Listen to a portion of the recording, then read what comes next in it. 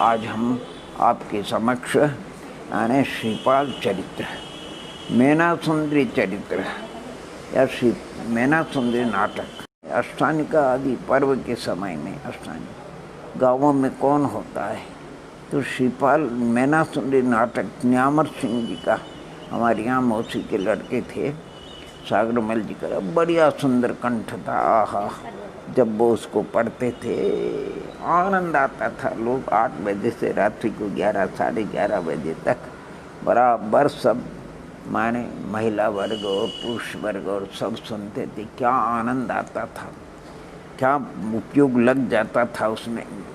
और उस समय गंधर्व लोग भी आते थे उस जमाने में, वो भी नाटक के माध्यम से बड़ा सुंदर देखने में आनंद आता था। क्या मैना सुंदरी का पाठ, क्या श्रीपाल का, ओहो क्या सुमत प्रकाश कुमत प्रकाश, क्या धवल शेर, ओहो हो, बहुत सुंदर उसमें आता। और भी सभी चरित्र वगैरह बताते थे। हम सिर्फ आपको मैना सुंदरी चरित्र के विषय में श्री माने न्यामत सिंह जी का बहुत सुंदर उसकी सार की बात बताएंगे। चंपापुर नगरी है, वहाँ के राजा थे हरिदमन, उनके छोटे भाई थे वीर दमन और उनकी रानी थी कुंदप्रभा। उनके पुत्र का नाम था श्रीपाल। राजा विरक्त होकर दीक्षा लेते हैं, साधना में रत हो जाते हैं और कल्याण को निर्वाण को प्राप्त होते हैं। श्रीपाल राज्य करते हैं, प्रजा उनके राज्य में आनंद मंगल सुख रूप थी।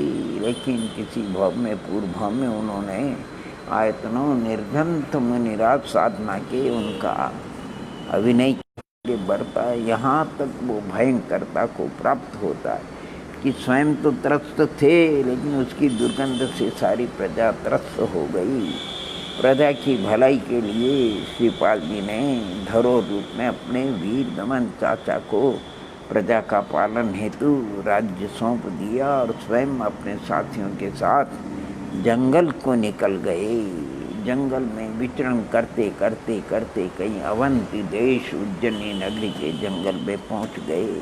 वहाँ जंगल में वो आने अपने हिसाब से जो कहना चाहिए अपने कर्म का फल शांति से उसका चिंतन करते वहाँ थे। और यहाँ उस समय उज्जैनी नगरी के राजा थे पहुपाल, उनकी नानी का नाम था, महारानी का नाम निपुण सुंदरी। उनके 2 पुत्रियाँ थी, बड़ी का नाम सुर सुंदरी और छोटी का नाम मैना सुंदरी। दोनों अपने अपने गुरुओं के पास पढ़ करके सर्व विद्याओं में निष्णात पारंगत हो गई। अब जब पारंगत हो गई, सुर सुंदरी को राजा ने जब देखा तो विकल्प उत्पन्न हुआ। कहा कि बेटी तुम शानी हो, जिस राजकुमार के साथ में तुम्हारी भावना हो उसके साथ में मैं तुम्हारा विवाह कर दूँगा। उसने के कौशाम्बी नरेशिया ने जो भी राजा का नाम बता दिया राजकुमार का। योगान योग मैना सुंदरी पूजा अर्चना करके शेषाक्ष लेकर के पिताजी के पास जाती है अनुमोदना के लिए। पिताजी आशीर्वाद देते हैं, अनुमोदना करते हैं। वो भी वयस्क थी तो कहते हैं बिटिया मैना सुंदरी, तुम्हारी जैसी मंगल भावना हो, मैं उस राजकुमार के साथ में तुम्हारा विवाह करूँगा, जीवन साथी चुन लूँगा। मैना सुंदरी कहते हैं पूज्य पिताजी, आर्य कन्याओं का ये धर्म नहीं है, हम अभी अबोध हैं, हम क्या समझें। जो माता पिता जो सोच समझ करके वर में क्या गुण होना चाहिए, परिवार में क्या गुण होना, ये सब आपका कर्तव्य है। आप जिसके साथ में भी मेरा पानी ग्रहण कराएंगे, मेरे लिए वो परमेश्वर के समान है। राजा थे तो इसमें क्या संकोच करके तेरी बड़ी बहन ने जैसी भावना व्यक्त करी तुम भी। नहीं पिताजी, मैं अपने मुख से कभी इस प्रकार की भावना व्यक्त कर सकती नहीं। जनाज्ञा, मुझे आज्ञा नहीं देता है, ऐसा वस्तु स्वरूप नहीं है पिताजी। राज हट, क्रिया हट, जोगी हट, बाल हट, जिसको कहना चाहिए वो हट पे उतर गए। और मैना सुंदरी ने इतना कहा कि पिताजी आप लोग सब सोच करके हमारे लिए भला सोचते हैं, हमें अच्छे वर्ग को अच्छे खानदान में देते हैं, और हमारा भाग्य अनुकूल नहीं होता तो हमें कष्ट उठाना पड़ता है। और कभी गरीब कुल में भी आपने दिए किसी को, हमारा भाग्य अनुकूल होता तो हमको सब अनुकूलता मिल जाती है। यानी मुख्य रूप में आप तो निमित्त मात्र हैं, मुख्य रूप से तो हमारा भाग्य, पूर्वोपार्जित कर्म, पाप और पुण्य। भाग्य का शब्द दिया तो और उनको विकल्प उत्पन्न हो गया, तो बार बार भाग्य के लिए कहती है, मेरा भाग्य, मेरा तेरा भाग्य देखो कैसा काम करता है। राजहट थी, सभी ने समझाया, परिवार के लोगों ने, निपुण महारानी ने वगैरह ने, लेकिन राजहट राज थी और मंत्रियों के साथ में इसको ऐसे के साथ में विवाह करो, जीवन पर्यंत अपने भाग्य को रोती रहे। और योगान योग देखिए, जंगल में पहुँचते हैं श्रीपाद जी अपने साथियों के साथ, वहाँ कुछ रोग ग्रसित थे और देखती लगा कि बढ़िया सोने में सुगंध, इसी के साथ में मुझे उसकी विवाह करना, शादी करना। वो जाते हैं, अश्व से उतरते हैं, कहते हैं आपका कहाँ से आना हुआ है? बोले कि हम आए तो चंपापुर से, जो भी उन्होंने बताया, लेकिन अभी हमारा भाग्य अनुकूल नहीं है, कर्म का उदय हमारा विपरीत चल रहा है, अशुभोदय चल रहा है, शरीर रोग से ग्रसित है, दुर्गंधि से युक्त है। राजा ने ये बात सुन करके कहा कि ये भी भाग्य को मानते हैं और वो भी भाग्य को मानते, ये भी कर्म को मानते, वो भी कर्म।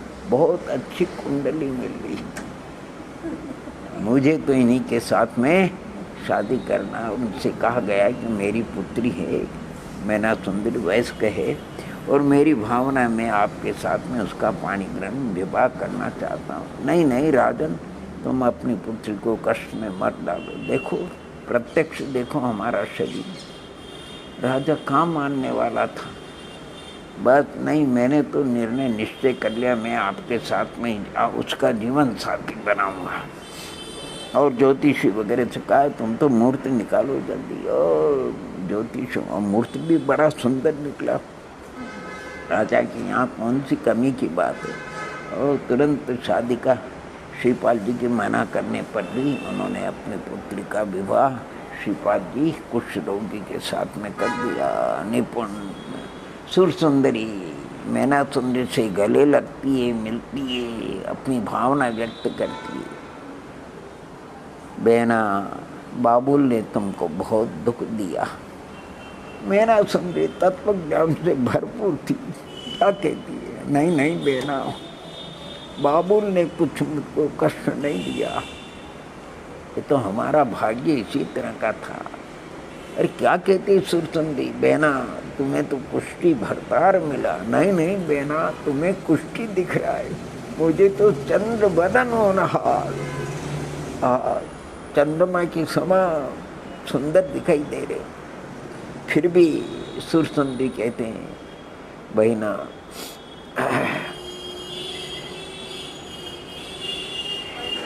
मैं आखिर बार तुमसे मिल लूँ, फिर मिलना संभव नहीं होगा। कि नहीं नहीं बहना, अगर जीवित रहे तो जीवन में कई बार मिलना होगा, क्यों विकल्प करते हो? क्या सुंदर उनका वाटा, मैना सुंदरी की तरफ से क्या सुंदर विवाह हो जाता है, जंगल में पहुंच जाती है।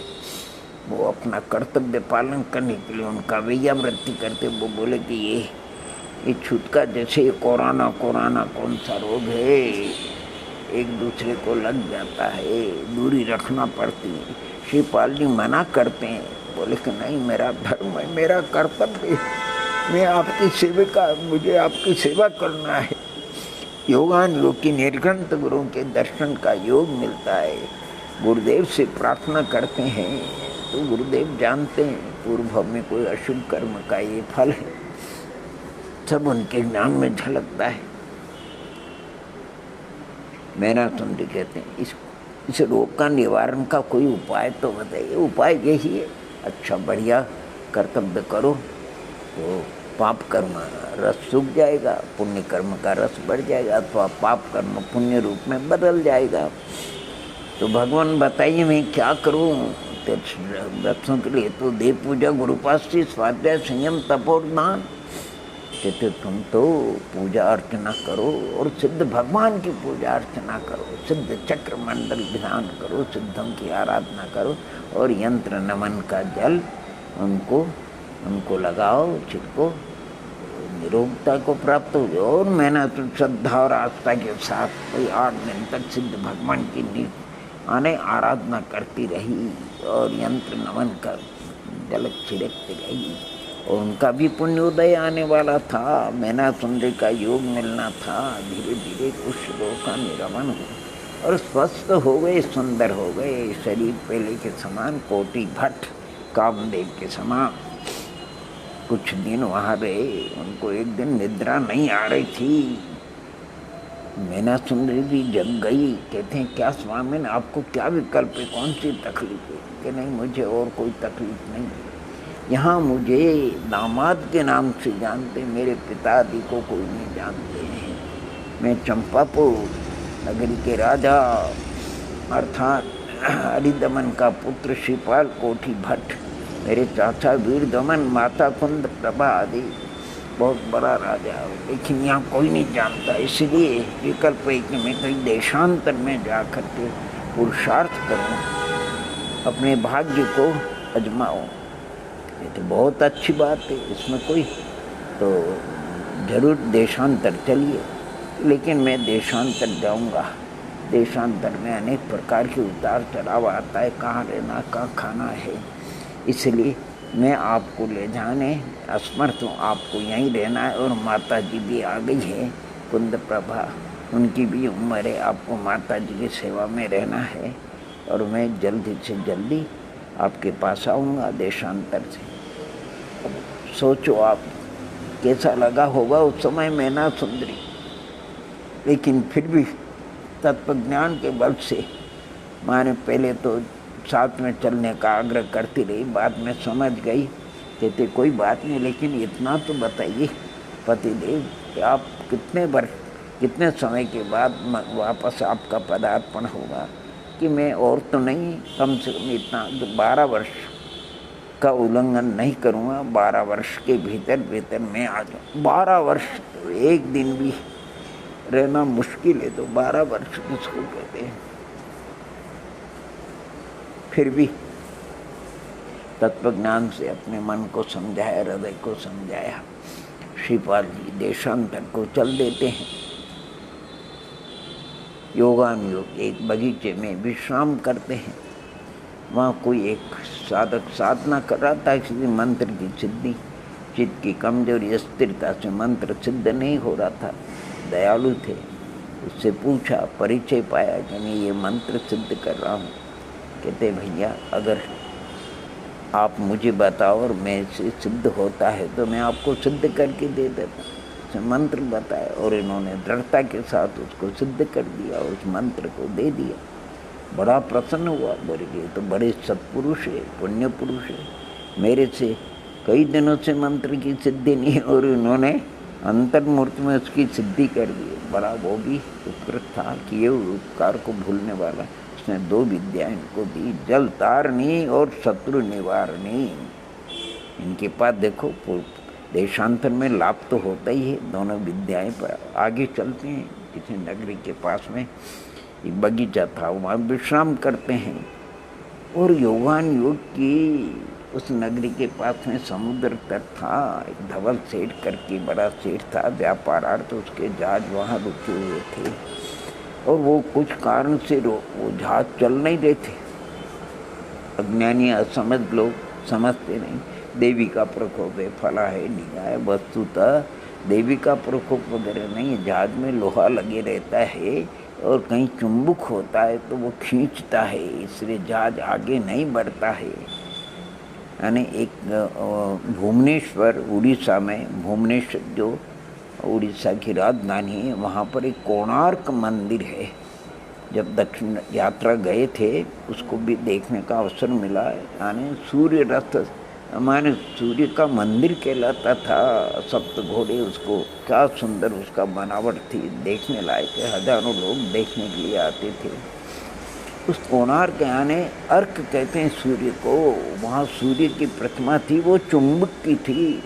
और जो प्रतिमा थी जिस गर्भगृह में, उस गर्भगृह के 3 दरवाजे थे।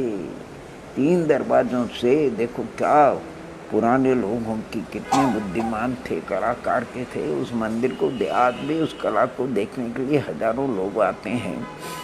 अगर कर्क रेखा पर सूर्य आता है तब ठीक उत्तर की तरफ जो दरवाज़ा है उससे सूर्य की किरणें सीधे उस प्रतिमा पर जाती थी। अगर मध्य में आता तो मध्य की दरवाजे से, और अगर मकर रेखा पर सूर्य रहता है तो जो इधर दाहिनी तरफ का मंदिर है, दक्षिण तरफ का द्वार, उससे किरणें आती थी। इसी प्रकार जो अपन लोग तो ऐसी रूढ़िवादी, लेकिन अंग्रेज लोग बहुत बुद्धिमान, चालाक, चतुर होते हैं।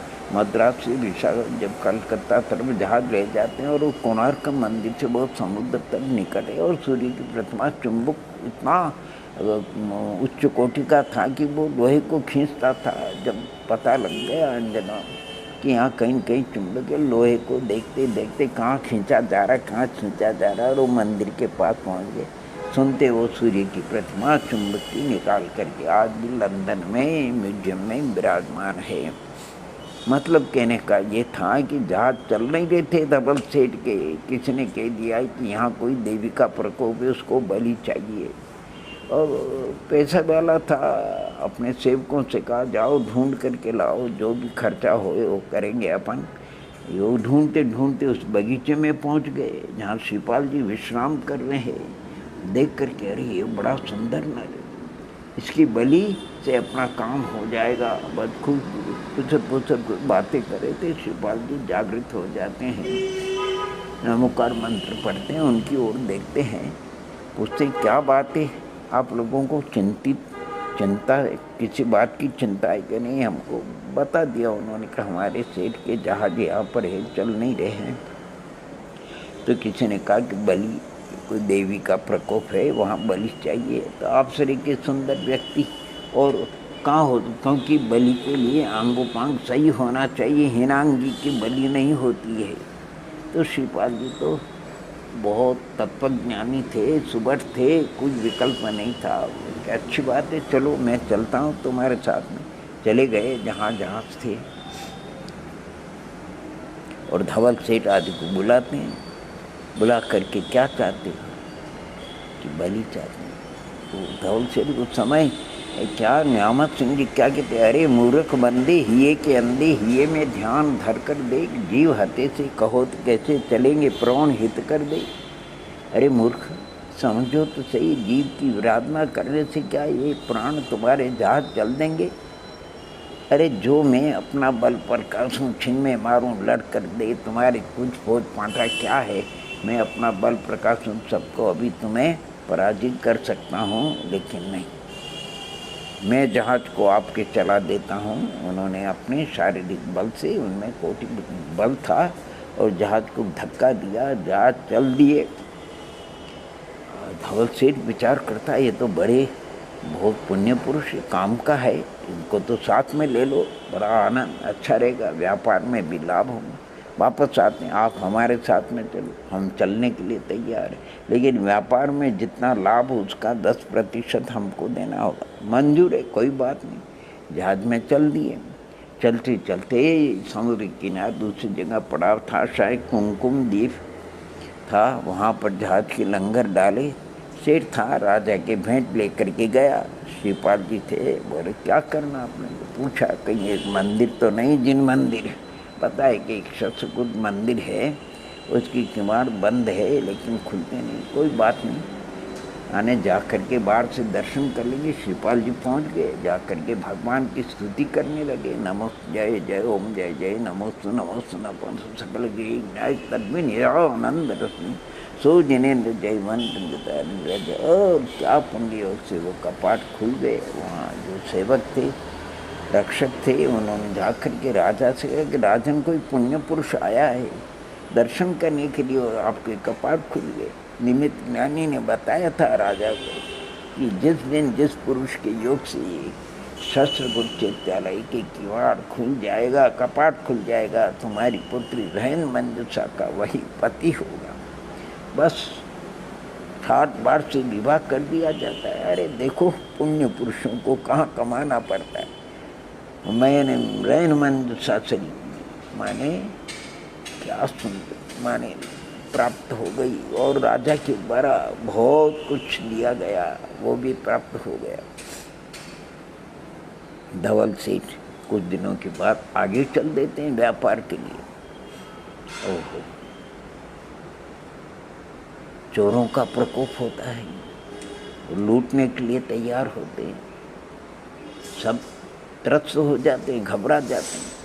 श्रीपाल जी के पास जाने बोले चिंता मत करो, हजारों चोरों को उन्होंने अपनी विद्या के बल से, क्योंकि शत्रु निवारणी और जल तारणी दो विद्याएं उनके पास में थी, शत्रु को उन्होंने और धवल सेठ के अर्थ वगैरह की सबकी रक्षा करी। धवल सेठ को भी अच्छा लगा कि ये तो बहुत पुण्य पुरुष है। जहाज कुछ आगे चलते हैं, जब श्रीपाल जी रैन मंजू के साथ धर्म पिता धवल सेठ को प्रणाम करते हैं, उनका आशीर्वाद लेने के लिए जाते हैं, धवल सेठ रैन मंजूषा को देख करके वो कहना चाहिए बुद्धि खराब हो गई, तत्व ज्ञान का अभाव था, मोह की आधिक्यता थी, अनुराग हो जाता है। अब देखो कुबुद्धि, रैन मंजूषा के प्रति उनका राग हो गया। अब उनके मंत्री थे, देखो तो सही, सुमत प्रकाश कुमत प्रकाश। सुमत प्रकाश जो अच्छी बात शिक्षा देता था उससे राय नहीं ली, कुमत प्रकाश से। कुमत प्रकाश से कहते भैया मेरा ऐसा ऐसा परिणाम हो गया है। कुमत प्रकाश कहते हैं कोई चिंता की बात नहीं है, दुर्बुद्धि काम करती है, आप जहाज को रुकवा दीजिए चलते चलते और मल्ला को कह दीजिए दौड़िए दौड़िए, जहाज डूबत है, जहाज डूबत है। सब घबरा जाएंगे, श्रीपाल जी आएंगे, वो मस्तूल पर चढ़ेंगे देखने के लिए, नीचे से रास्ता काट दीजिए, समुद्र में गिर जाएगा, मगरमच्छों के ग्रास हो जाएंगे, फिर आपका काम, आपको आपका जो परिणाम है उसमें कोई बाधक नहीं रहेगा। कुमत प्रकाश कुबुद्धि मन में ठीक आ गया, वही काम किया, श्रीपाल जी को समुद्र में गिरा दी। रैन मंजा से बहुत धक्का लगा। अभी अभी तो इनका पुण्य योग से साथ मिला और वो भाग्य ने वो भी छीन लिया। बहुत त्रस्त थी, दुखी थी। सुमत प्रकाश ने बहुत अच्छा समझाया रैन मंजूजा को कि धैर्य धरो, जो कर्म में लिखा है, भाग्य में लिखा वो होता है, कोई किसी का भला बुरा नहीं करता, सब अपना किया हुआ कर्म का खेल है, ये परिणामों का। ये संसार तो दुखों का सागर है, इसमें सुख जरा भी नहीं है। ये पुत्री धीर धरो और धर्म का अवलंबन लो, प्रभु का स्मरण करो, सब कष्ट धीरे धीरे दूर हो जाएंगे। वो भी तत्वज्ञानी थी और क्या करती, धवल सेठ ने अपने कुभावों का उसने प्रयोग भी किया, लेकिन सतीत्व के आगे क्या चले। महान सती थी, पवित्र आत्मा थी, और उसके लिए ऐसी पवित्र आत्मा का रक्षक देव भी होते हैं। धवल सेठ को पता ही नहीं, मार पड़ रही है लेकिन मारने वाला दिखता नहीं है, बेशुद्ध हो जाते हैं, अकल ठिकाने आ जाती है, रैन मंजूषा का उपसर्ग दूर होता है, धीरे धीरे धवल सेठ भी स्वस्थ होते हैं। श्रीपाल जी को उन्होंने समुद्र में गिरा दिया था। पुण्य पुरुष से नमोकार का मंत्र स्मरण करते हुए और भुजाओं से तीरते तीरते किनारे लग गए। जहाँ किनारे पे महारक्षक थे, उन्होंने राजा से कहा कि राजन एक सत्पुरुष पुण्य पुरुष तीर करके आया है। निमित्त ज्ञानी ने कहा था कि तुम्हारी पुत्री हंसदीप पूछ गए, तुम्हारी पुत्री का वही वर होगा, जीवन साथी होगा। और आकर के राजा ने उनका स्वागत किया, ले गए। बड़े ठाट बाट से गुणमाला के साथ में उनका विवाह हो जाता है।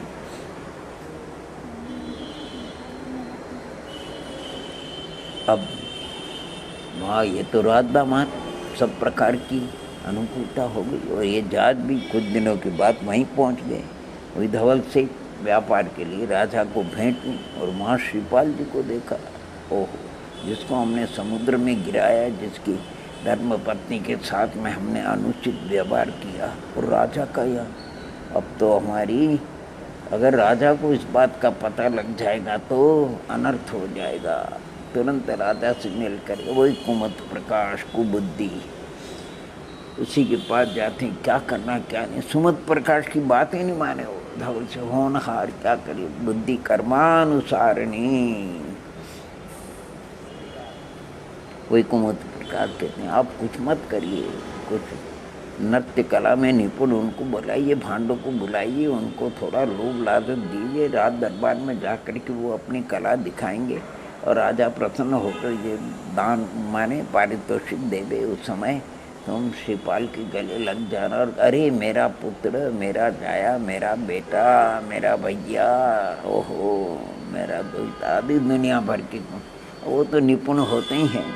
और गए राज दरबार में, उन्होंने अपना कला का प्रदर्शन किया। राजा बहुत प्रसन्न हुआ। शिवपाल जी से कहा कि इनको पारितोषिक दे। पारितोषिक देने के लिए गए तो वैसे लिपट गए। राजा देखते हुए चकित रह गया, समझ में नहीं आ रहा है ये हीन कुल के कैसे हो सकते हैं। उस समय पूछा शिवपाल जी क्या बात है, मैं क्या कहूँ राजन, अभी मेरे लिए कौन साक्षी है, ये जो कह रहे हैं वही समझ लीजिए आप। श्रीपाद जी को भी अपने कर्म को देखना था कि कर्म क्या क्या दिखाता है। राजा है, पूर्वा पर विचार किए बगैर और फांसी का हुक्म दे दो, फांसी चढ़ा दो। गुरुमाला को पता लगता है, वो दौड़ करके आती है, श्रीपाल जी से कहती है आपने तो मुझे आपने परिचय दिया था कि मैं चंपापुर नगरी का राजा का पुत्र हूँ, हरिदमन का पुत्र हूँ, कुंद प्रभा का मैं पुत्र हूँ और उज्जैनी नगरी के राजा पहुपाल का दामाद मैना सुंदरी का भरतार हूँ और मैं कुमकुम दीप में रैन मंच का। और ये सब क्या देखने में आ रहा है कि कुछ चिंता मत करो, ये सब कर्म का खेल है। मैंने कुछ ऐसा कर्म किया पूर्व में, वो तो सामने आएगा। इसका उपाय तो बताइए कि एक ही उपाय है कि समुद्र के किनारे जहाज है, वहाँ तुम्हारी भगिनी रैन मंजूषा, वो भी शोकाकुल है, दुखी है। मेरे को समुद्र में गिरा दिया था इन्होंने, तो वो बहुत तरफ से दुखी है। तुम जाओ और उसको लेकर के आओ, वो सब बता देगी पिताजी को। गई, जल्लादों को कहा अपना हार उतार करके दे दी, मैं जब तक नहीं आऊँ तब तक आप इनको सूली पे न ले जाओ। जल्लाद थे, हार बहुमूल्य हार, जाती बड़ी गंभीर आवाज़ देती है, हे दीदी, हे दीदी। उनको वो भी दुख में मग्न थी। जब आवाज़ आई, बाहर देखा, अरे राजकन्या दिखाई देती। उसको बुलाए, क्या बात है, मेरे ऊपर बड़ी विपत्ति है। क्या विपत्ति है कि जो महापुरुष समुद्र तैर करके आए थे, निमित्त ज्ञानी के अनुसार पिताजी ने उनके साथ में मेरा विवाह कर दिया और ये भांडों ने आकर के ऐसा जाल रचा, ऐसा जाल रचा। पिताजी उनको हीन कुल का समझ करके सूली का हुक्म दे दिया। मैं बड़ी मुश्किल से उनको मना करके आई और उन्होंने कहा कि इसका एक उपाय, जाओ तुम अपनी दीदी को लेकर जाओ, आपको चलना है। और वस्तुतः देखा जाए तो जो गुणमाला का कष्ट था वही रैन मंजूषा का था, दोनों का कष्ट अलग अलग नहीं था। तुरंत उसके साथ चल दी, रात दरबार में पहुँचती, जा करके धर्म पिता को प्रणाम करती है, कहती है राजा ऐसी ऐसी घटना। जब राजा को वस्तु स्थिति पता लग जाता है तब वो अपनी भूल को स्वीकार करते हैं, श्रीपाद जी को माने सूली का हुक्म निरस्त करते हैं, उनका सम्मान करते हैं और उनसे पूछते श्रीपाद जी से, तुम्हारे साथ में इस प्रकार पहले तुम्हें समुद्र में गिराया गया और फिर देखो तुम्हें चला गया, तुम कहो वैसा इनको दंडित किया जाए। श्रीपाल जी क्या कहते हैं, तत्वज्ञानी थे। राजन, अगर ये समुद्र में नहीं गिराते तो मैं आपका राज दामाद कैसे बनता, ये तो मेरे लिए परम उपकारी है। जाकर के प्रणाम करते हैं, नमस्कार करते हैं, लेकिन पश्चाताप से उनका हार्ट फेल हो जाता है, धवल सेठ परलोक चला जाता है। बड़े कामदेव पुण्य पुरुष होते हैं। अरे कितने क्या कहते हैं 8,000 नानियों का योग बनता है और अच्छे दिन समय जाता मालूम नहीं पड़ता है। जब पता लगा उनको, ओहो 12 वर्ष बीतने आ गए, अब तो 2-3 दिन बाकी बचे। अगर मैना सुंदरी को हमने वचन दिया, क्षत्रिय का वचन है, नहीं पहुंचा तो वो रहने वाले नियम से दीक्षित हो जाएगी। सबको छोड़ा, जितना लाभ लश्कर था, और कहा कि तुम धीरे से आना, मेरे को जरूरी जाना है। और स्वयं चल कर के शीघ्र ही जो कहा कि भाद्र शुक्ला अष्टमी के दिन, उसके पहले वो सप्तमी को पहुंच जाते हैं कि वह बंद थे। माता और मैना सुंदरी का वार्तालाप चल रहा था। उसमें मैना सुंदरी जी कहते हैं, माता जी मैंने 1 दिन नहीं 2 दिन नहीं 12 वर्ष तक उनका इंतजार किया। अब तो 12 वर्ष में 1 दिन बचा है। जब 12 वर्ष तक उनका आगमन नहीं हुआ तो 1 दिन में कहाँ से वो पधार जाएंगे। मैंने 12 वर्ष में अगर आर्य का मन करके आराधना करती तो मेरा कितना जीवन सफल होता। मैंने उनकी आश में इतना सारा बिता दिया। कुंद प्रमा माता जी कहते हैं, बेटी वो क्षत्रिय पुत्र है, सूर्य टले चंद्र टले, लेकिन क्षत्रिय का वचन कभी असत्य नहीं। जब 12 वर्ष इंतजार किया तो अब इतना थोड़ा समय और इंतजार कीजिए, नहीं हो तो मैं भी तुम्हारे साथ में दीक्षित होकर के आत्मकल्याण करूँगा। श्रीपाल जी ये सब बात सुन रहे थे। खटखटाते हैं, आवाज़ आती है, खोलते हैं, सामने खड़े हो जाते हैं। मैना सुनती है, देख करके विनय करती है, लेकिन एक प्रार्थना करती। वो कहते हैं कि सब छोड़ करके मैं आया हूँ वचन के अनुसार, कि नहीं अब मुझे तो आप ये आशीर्वाद दो कि मैं आर्य का मन करके आत्मकल्याण को बहुत बड़ा लंबा चौड़ा संवाद है। शिवपाल जी बहुत से मना करते, तुम दिन ठहर जाओ, जो कुछ है तुम्हारी सब तुम्हारी महिमा, तुम्हारी पवित्र भावना का फल है कि हमारा रोग दूर गया और देशांतर में जाकर के हमको इस प्रकार सामग्री की प्राप्ति हुई। थोड़े दिन ठहर जाओ। फिर मैना सुंदरी को, नहीं तुम नहीं तो तुम्हारे पहले मैं दीक्षित होगा। मैना सुंदरी फिर मान जाती है। कुछ दिनों के बाद सब पूरा उस पुण्य की सामग्री आ जाती है। सुंदर जंगल में राजमहल और सब रचना हो जाती है। मैना सुंदरी कहती है, आप हमारे पिताजी को भी जरा कर्म सिद्धांत का परिचय करा दीजिए, भावों के द्वारा उपार्जित करना। वो अपनी हट पर उनको इस ढंग से बुलाइए जैसे उनको पता लगे। तो श्रीपाल जी कहते नहीं, वो मेरे लिए परम उपकारी है। अगर वो तुम्हारा मेरे साथ में विवाह नहीं करते तो आज मैं इस अवस्था को कैसे, नहीं मुझे सम्मान के साथ में बुलाना। सम्मान के साथ में उनको बुलाया गया। वो देखते कोई बड़ा राजा है और बड़ा फौज फांटा वगैरह है, बड़ी अच्छी भेंट लेकर के आए। रात दरबार लगा हुआ था। वैसे शिवपाल जी ने बड़ी विनय के साथ में उपचासन उनको दिया। मिलाप होता है, लेकिन वो शिवपाल जी को पहचान नहीं सके। मैना को तो पहचान लिया। ये सोचा क्या बात है। मैना ही उठ करके फिर प्रणाम करके कहते, पिताजी जिनके साथ में आपने मेरा उस समय उनका शरीर रोगग्रस्त था और सिद्ध चक्र मंडल आदि प्रशस्त भावना से रोग का निवारण हुआ, वही कामदेव के समान है। देशांतर में गए तो सब पुण्य की सामग्री प्राप्त हुई है। आपकी पुत्री कोई अन्यथा काम नहीं कर सकती है।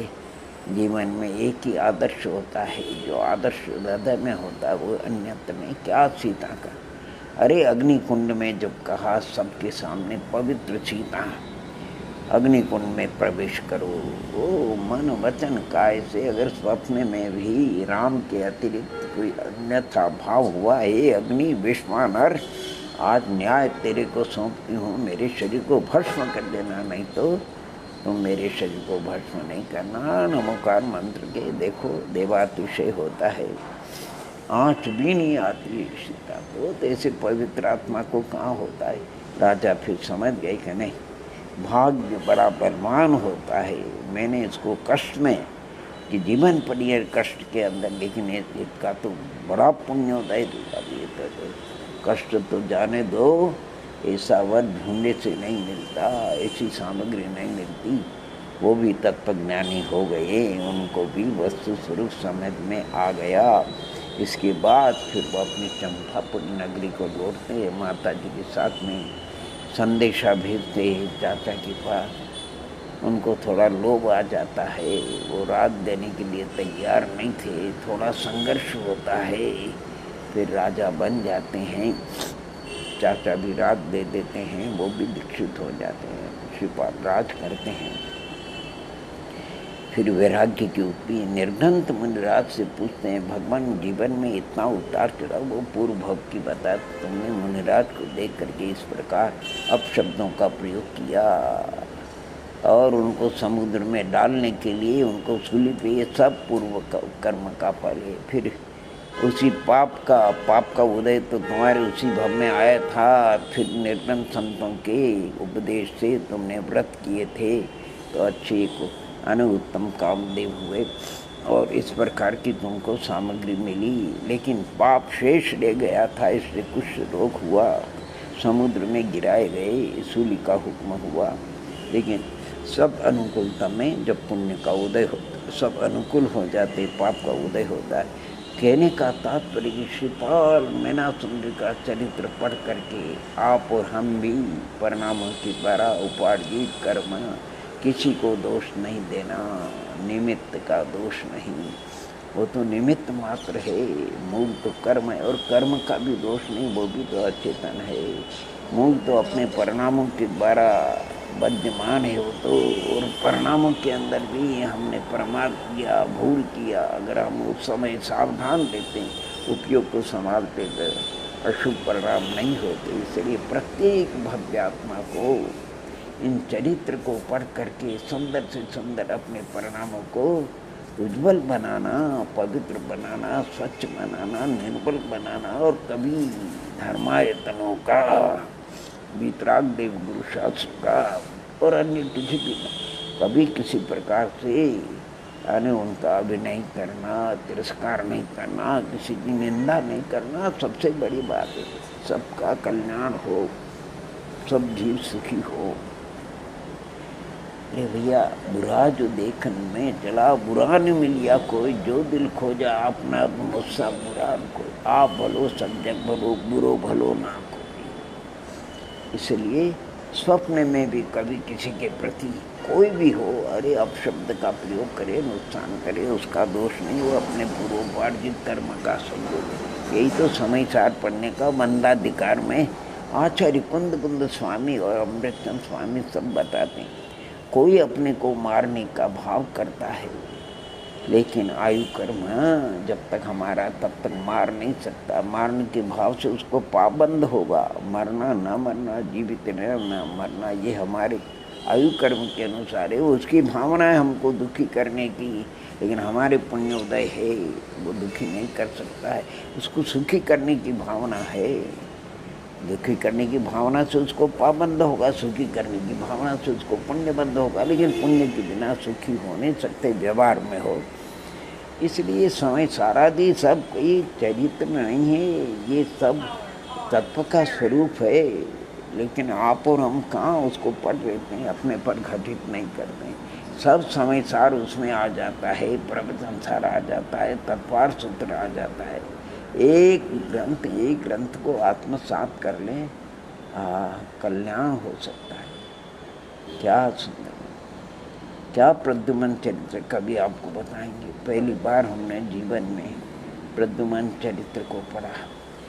हमारे साथी थे, अध्यापन छात्रावास में रहते थे, 50-60 साथी लोग थे, आगे पीछे पढ़ते थे, क्लास में सबकी एक नहीं थी। उपन्यास पढ़ा करते थे, हमारा मन नहीं लगता था। हम तो लाइब्रेरी का भी काम करते थे, उसमें जो ग्रंथ हो जाता है उसको पढ़ते थे। किसी ने कहा प्रद्युमन शास्त्राकार था, बड़े टाइप में था, 300-350 प्रश्न का था। पढ़ना शुरू किया, मन लग गया, 24 घंटे में पूर्ण हो गया, लेकिन इतना तत्वज्ञान वस्तु स्वरूप नहीं था। तो मन में विकल्प, अरे हम भी प्रद्युम्न सरीखे हों तो हम भी ऐसी विद्याओं का ये कौतुक करें। जब मालूम पड़ा कि प्रद्युम्न पूर्व में मधु के पर्याय में उसने दिगंबर मुद्रा में घोर तपस्या किया, रत्नत्र की आराधना करी, धर्म शुक्ल ध्यान, लेकिन चरम शरीर में नहीं थे तो स्वर्ग में स्वर्ग ले गए, इंद्र हुए, वहाँ से आकर के कृष्ण नारायण के पुत्र होते हैं। कुछ पाप शेष रह जाता है, 6 दिन के बालक थे, वो हरण कर लिया जाता है, लेकिन काल सम्र राजा की यहाँ पर बहुत अच्छी तरह से उनका पालन पोषण होता है, कोई कमी नहीं रहती है। वहाँ कई विद्याओं का लाभ होता है। फिर जन्मदाता माता पिता से उनका संयोग, बड़ा सुंदर चरित्र है। और ये सब पहले हमको क्या करना चाहिए, पूर्व भव को पहले पढ़ना। हम जब भी पद्म पुराण का स्वाध्याय करते नहीं, हम पहले 106 में नंबर का पर्व पढ़ते हैं, जिसमें राम के पूर्व भवों का, लक्ष्मण के, रावण के, सीता भामंडल के, सुग्रीव के पूर्व भवों का वर्णन है, बाली आदि। पता लगता है कि राम प्रश्न भी किया, सकल भूषण स्वामी की गंधकुटी में विभीषण ने कहा, राम ने ऐसा कौन सा पूर्व में सत्कार्य किया जो आज ऐसी महिमा को प्राप्त हुए, अलौकिक। राम ने मर्यादा का कभी उल्लंघन नहीं किया। कई ऐसे प्रसंग आए, अरे अयोध्या में रात तिलक होना था और जंगल के लिए आनंद हर्षायमान होकर के चल दिए। कोई लक्ष्मण वगैरह से, सीता से नहीं हो तो लक्ष्मण पूर्व का अनुराग होता है, साथ चला। सीता ने भी पति सेवा के सुख में अगर है तो दुख में भी साथ देना चाहिए। अरे यहाँ तक कि युद्ध के समय रावण बहुरूपणा विद्या सिद्ध कर शांतिनाथ जी के मंदिर में पता लग गया, वानर वंशों का इधर, बोले कि अगर उसको बहुरूपणी विद्या सिद्ध हो गई तो युद्ध में उसके सामने कोई टिक नहीं सकता है। राम से जाकर कहते हैं, हमको आप आशीर्वाद दो कि उसको विद्या सिद्ध नहीं हो, हमको विघ्न उत्पन्न कर। राम कहते हैं, नहीं, कोई किसी भी उद्देश्य से कुछ भी करता हो हमारा कर्तव्य नहीं, ये बिल्कुल क्षत्रियों का धर्म नहीं, ये नीति नहीं, न्याय नहीं, बिल्कुल मना कर दिया। तो जबरदस्ती गए, कुछ प्रयत्न किया, फिर वहाँ के देवों ने उनको भगाया, कहा कि तुम देखो लंका के लोगों को नुकसान नहीं पहुँचा, रावण के सामने जो कुछ चेष्टा करना, क्योंकि वो विद्या साधन का खूब चेष्टा करी, खूब दृश्य दिखाए। लेकिन रावण कहते हैं कि रावण अगर ऐसा ध्यान, ऐसी सिद्धि मोक्ष के लिए करता तो मोक्ष का प्राप्त हो जाता, लेकिन उसका उद्देश्य अलग था, बहुरूपणी, उसकी विद्या सिद्ध हो गई। तात्पर्य कि राम श्री के महापुरुष मर्यादा पुरुषोत्तम कहते हैं। आप जरूर कोई भी चरित्र, हम तो जो भी चरित्र पढ़ते हैं, हृदय बिल्कुल आर्द्र हो जाता है, कोमल हो जाता है, तरल हो जाता है, और ऐसा लगता है कि ऐसे तरल हृदय में विशुद्धि बढ़ती है। और उस विशुद्धि के बल से अगर करण लब्धि आ जाए और दर्शन महादि का उपसमाधि हो जाए और सम्यक दर्शन का प्राप्त, अरे करण लब्धि आ गई, अनंत संसार गया, सम्यक दर्शन आएगा, कोई बात नहीं। जगन अधकरण की जगन्य विशुद्धि भी अनंत संसार को विच्छेद करने वाली है। जरूर सदी भव्यात्मा को किसी अन्य की उपास्य, ऐसा मत सोचना कि मैं किनका वर्णन है, पुराण पुरुषों का वर्णन भी अपने परिणामों की निर्मलता के लिए है। इन्हीं मंगल भावना के साथ में ओम नमः, ओम नमः, ओम नमः।